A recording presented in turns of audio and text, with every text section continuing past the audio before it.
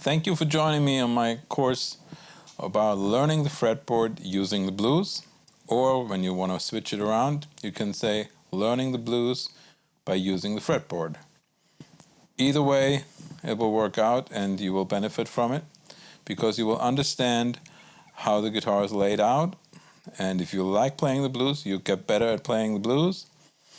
And if you're not totally into the blues, you'll still know more about the guitar and you have a better understanding on how to get from one chord to the next. If you've come here from somebody talking about the caged system, or maybe you even took my course on the caged system, then you already know that we can move up and down the fretboard with a chord. We can play it in different positions, and what we get, musically speaking, is we get different inversions of the same chord. I can play an E chord here, I can play it here, or I can play it here. These are all E chords. They sound differently, and of course they look differently, and our fingers have to go into different places.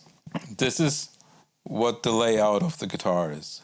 The 5 basic forms of the chord: an A chord, which is, I call an A type or A shape, a C type for the C chord, D is a D shape or D type, and the G chord. And move those up the fretboard and they will change the key that they are in. If I play most of you know from the E type, if you have an E chord and you move it up, it becomes F. If you move it up here, it becomes G. It's basically the same shape, it's just you have to move your fingers so you get the first finger free to accommodate for the open strings, and then you have the same shape that you're sliding up, and it changes key. It's an F, it's a G, it's an A. If on the other hand I have a chord and I change the shape, then it'll stay in the chord, in the tonality. It's still an E chord, but now it's a D type.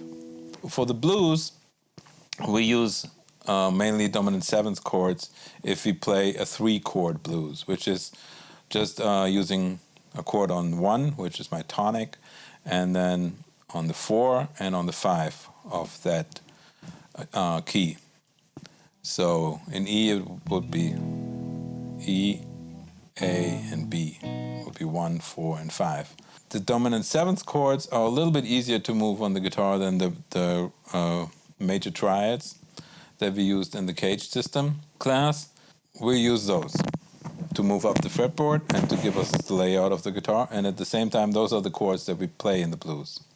Our 3-chord blues is going to be a blues in A, because this way we can just do an open position layout now and play through a whole blues just using open position. We know from the caged system then that for each of these 3 chords, the A7, the D7, and the E7, we do need 5 different types so that we can move up. If I take my A7 chord, it's the A type here, as the name says, because this is A7. Now from the C-A-G-E-D, which gives me caged, I know that right after A, the next type will be G. And the G is like this.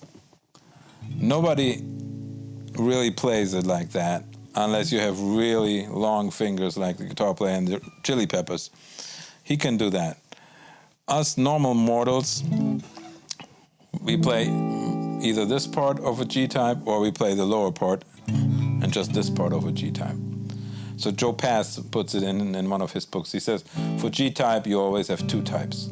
You have one that's more down on the bass strings and one is up on the higher strings. So I have A type, go into G type, go into E type. Most of you probably know this type already. This would be a major, this is a dominant. Now, some might know this as the E type dominant. It's just I'm doubling this note. So I have double 7th in this, the 7th note. But it's still a dominant sound. And from the E type I go to the D type, which is right here. And from the D type comes C type, and then I hit A, G, E, D, C, and I start back over from A, because I have 5 types. I have those 5 letters in my word caged, C-A-G-E-D, and those, wherever I start in that word, that's the same order that these types will come in.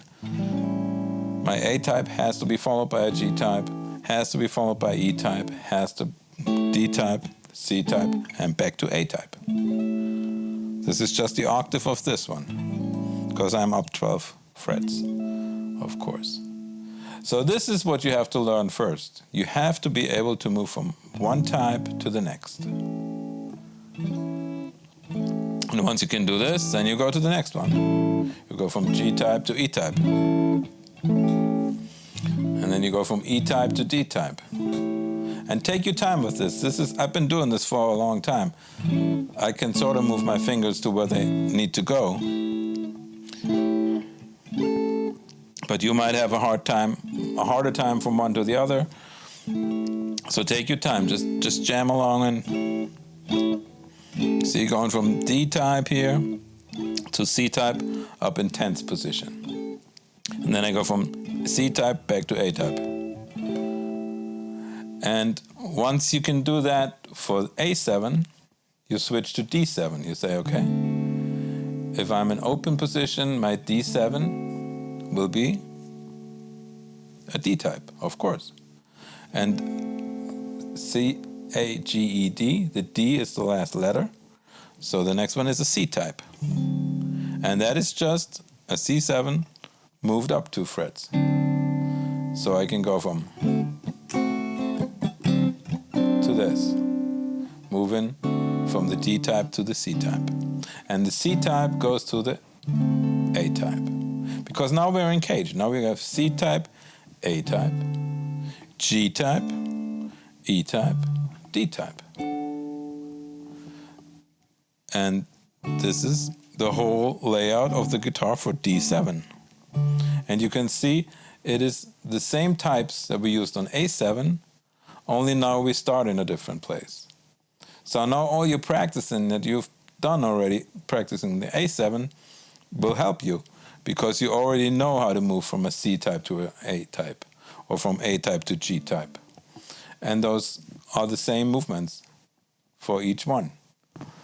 And the third chord we need for our blues in A, the 3-chord blues with the 3 dominant chords, is E7. So I start down here, and I go from E type to D type, from D type to C type, from C type to A type to G type, G, back to E.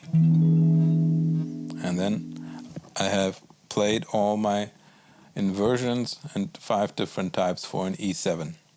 This is a basic layout of the guitar. There will be many ways that you can enhance on that, but it will give you a basic idea of where your E's are, where you can build a chord on E all over the fretboard, no matter where you are. So we took up A7, we took up D7, we took up E7. And I recommend to my students, and the ones who really get into this, found it very helpful to just practice one chord change. Not even a chord change, just one chord, and change the types. So you can put in YouTube and say D7 vamp or D7 funk or something like that, and somebody will have put a track that just stays on that one chord. A good drum groove and some bass lines maybe. And you can play along. You can just start jamming on a D7. You say, I practice my D7 C type to my D7 A type. I go like this.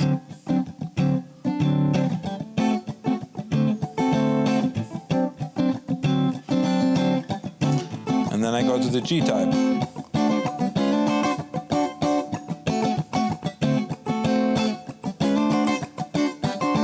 Back to A type.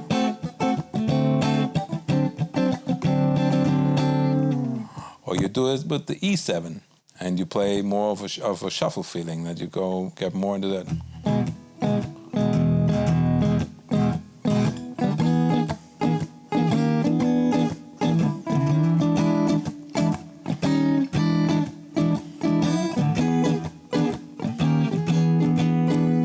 stay on that one chord, but you get really good in changing from one type to the other. And if you want to find some real music that is structured that way, you could find John Lee Hooker doing Boogie at Russian Hill. That's just one chord all throughout. You just use one riff and you can play right along with that. Or you find Howlin' Wolf, the way he does Moanin', that stays on one chord. Or the great Stevie Ray Vaughan, as he plays I'm Leavin'. That stays on one riff, one chord, and you can just play along and practice your types. I have prepared a few backing tracks if you want to just practice without being distracted by a saxophone or a singer or something. If you just look on my channel for the backing tracks for D7 or the E7 shuffle backing track, then you can play along with those and just practice going from one chord type to the next type, but staying in D7 on that one backing track and in E7 on the other backing track. And also when you find other tunes than the ones that I recommend, why don't you leave a comment below my backing tracks and direct other students, other people to those that you like and tell them what key they're in and how they can jam along with those. And I get to know some new backing tracks or some one chord tracks myself. Thanks.